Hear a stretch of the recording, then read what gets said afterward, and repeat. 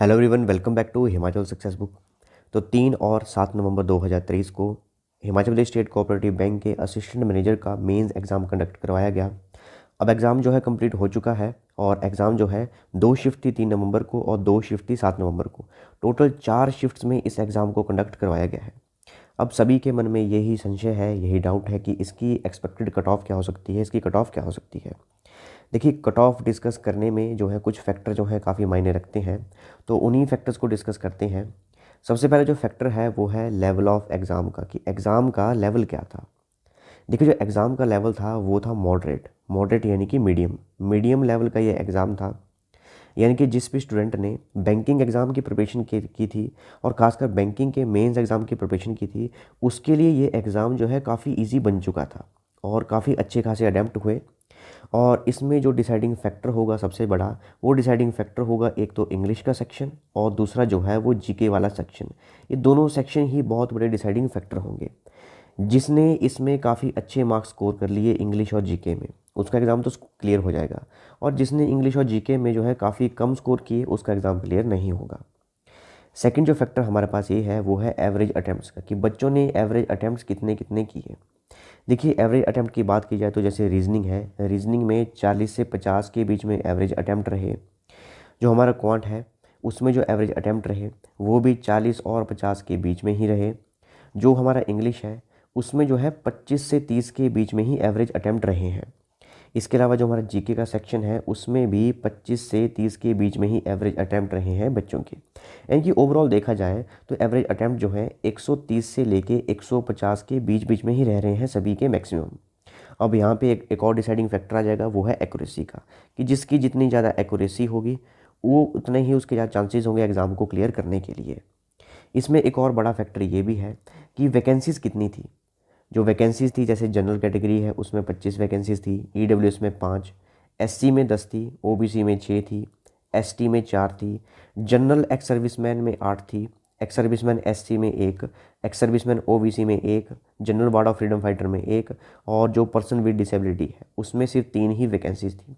तो वैकेंसीज़ भी काफ़ी बड़ा रोल प्ले करती हैं एक्सपेक्टेड कट ऑफ जो है, कट ऑफ को डिसाइड करने के लिए। और जैसा यहाँ पर अगर वैकेंसी देखी जाए तो मैक्सिमम जो कैंडिडेट है यहाँ पे, जो डाटा कलेक्ट किया गया है, लगभग 1150 बच्चों से जो है डाटा कलेक्ट किया गया है।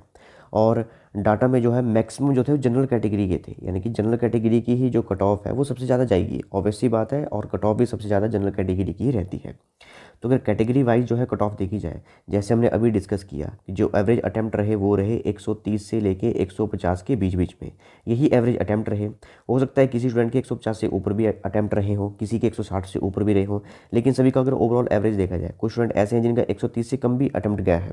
तो अगर ओवरऑल देखा जाए 130 से 150 के बीच में ही अटैम्प्ट जा रहा है। तो अगर कैटेगरी वाइज जो है कट ऑफ देखी जाए तो जनरल कैटेगरी जो कट ऑफ है वो हो जाएगी 148 +-2। 141 +-2 में ईडब्ल्यूएस है उसमें भी सेम टू सेम यही जाएगी, 141 +-2। एससी कैटेगरी की जो कट ऑफ है हमारे पास वो रहेगी लगभग 130, 130 +-2। ओबीसी की जो कट ऑफ है वो रहेगी 135 +-2। एसटी कैटेगरी जो कट ऑफ है वो रहेगी 125 +-2। और जैसे हमारे पास एक्स सर्विसमैन जनरल कैटेगरी है, इनकी जो कट ऑफ रहेगी वो लगभग रहेगी 110 +-2। वैसे ही एससी कैटेगरी में जो एक्स सर्विसमैन है उनकी कट ऑफ जो रहेगी ये 115 +-2। ओबीसी में जो एक्स सर्विसमैन इनकी कट ऑफ भी यही रहेगी 115 +-2। और general ward of freedom fighter इनकी कट ऑफ भी 115 +-2।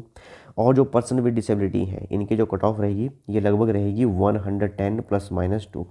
ये कैटेगरी वाइज ब्रेकअप है सभी की कट ऑफ का। और इसमें जो सबसे ज़्यादा कट ऑफ रहेगी वो जनरल की रहेगी 141 +-2। यही कट ऑफ रहने की एक्सपेक्टेशन है। जो भी डाटा कलेक्ट किया था लगभग 1100 बच्चों से जो है ये डाटा कलेक्ट किया गया है और वहीं से एक्सपेक्टेड कट ऑफ जो है ये अभी बताई जा रही है। और इसके अलावा यहाँ पर हम ये भी देख सकते हैं कि जैसे हमारी एससी कैटेगरी है इसमें जो वैकेंसीज़ हैं वो ज़्यादा है, 10 है, ओबीसी में कम है, तो इनकी फ्लक्चुएशन हो सकती है यहाँ पे कट ऑफ की भी। इसके अलावा यहाँ पर देखो जो आपके पास ये एक्स सर्विसमैन जनरल है इसमें भी देखो 8 वैकेंसीज़ हैं, तो इनकी भी कट ऑफ जो है ये काफ़ी कम रह सकती है यहाँ पे, क्योंकि नंबर ऑफ़ अप्लाइंग कैंडिडेट बहुत कम है इसके लिए। तो जैसे जो IBPS है उन्होंने पहले से बता के रखा था कि 50% मार्क्स तो चाहिए ही चाहिए एग्ज़ाम को क्लियर करने के लिए, मतलब 100 नंबर तो चाहिए चाहिए पास होने के लिए, मतलब मतलब अगर 100 नंबर नहीं आएंगे तो आपको कंसिडर ही नहीं किया जाएगा। तो ध्यान रखिए, जिनके 100 से ऊपर हैं वो खुद को कंसिडर मान सकते हैं। और ये कैटेगरी वाइज ब्रेकअप है यहाँ पे कि किस तरह से कट ऑफ रह सकती है। तो ये थी कट ऑफ की डिस्कशन। और अगर ओवरऑल देखा जाए तो कट ऑफ जो है ये 130 और 150 के बीच में ही रह रही है कट ऑफ। खासकर अगर जनरल कैटेगरी की बात की जाए तो कट ऑफ जो है ये 141 ± 2 यही कट ऑफ रहने वाली है। तो जिनके भी इसके नियर बाई नंबर हैं और जिनके भी इसके नियर बाई अटैम्प्ट्स हैं वो जो है इंटरव्यू की तैयारी करना शुरू कर दीजिए, क्योंकि अभी इंटरव्यू भी होगा और इंटरव्यू के बाद ही डिसाइड किया जाएगा कि कौन कौन असिस्टेंट मैनेजर बनेगा, कौन कौन नहीं बनेगा। तो इंटरव्यू की तैयारी करना शुरू कर दीजिए। जो भी करंट अफेयर्स हैं उनको याद करना शुरू कर दीजिए। बैंकिंग अवेयरनेस को पढ़ना शुरू कर दीजिए। इसके अलावा HP GK को पढ़ना शुरू कर दीजिए और HP के करंट अफेयर्स हैं उनको भी पढ़ना शुरू कर दीजिए। यहीं से आपकी इंटरव्यू की प्रिपरेशन हो जाएगी। So all the best for the future. Thanks for watching video. Do like, share and subscribe my channel.